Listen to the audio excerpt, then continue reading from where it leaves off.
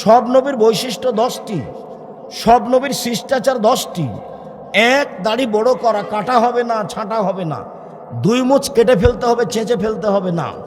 3, অজু গোসলের সময়, পেশাব পায়খানার সময় পানি দিয়ে পবিত্রতা অর্জন করতে হবে। ওদের টয়লেটে পানি থাকে না, ওদের টয়লেটে পানি থাকে না। বার্মিংহামে গেছি সাইদকে সাথে করে, তো এখন আমি বলছি সাইদ টয়লেটে যেতে হবে, যে বলছে ওস্তাজি টয়লেটে পানি নেই যে।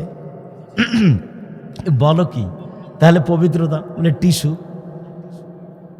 দিয়ে পবিত্রতা অর্জন করতে হবে।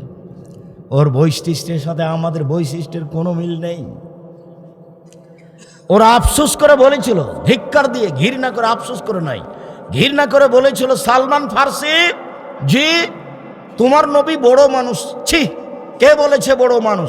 আরে ও পেশাব করা শিখায়, ও পায়খানা করা শিখায়, ও বলে যে বাম হাতে পানি খরচ করতে হবে, পেশাব পায়খানা শিখায় যে সে বড় মানুষ? এটা কথা হলো? তখন সালমান ফার্সি বলছেন, জি আমার নবী বলেছেন পেশাব পায়খানায় বসলে কেবলার ব্যাপারে বিবেচনা করতে হবে।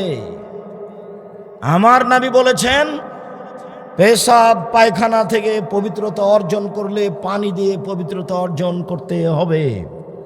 আমার নবী মুহাম্মদ সাল্লাল্লাহু আলাইহি ওয়াসাল্লাম বলেছেন পানি না থাকলে 3টি ঢেল ব্যবহার করতে হবে। আমার নবী বলেছেন ডান হাতে পবিত্রতা অর্জন করা যাবে না, বাম হাত দিয়ে করতে হবে।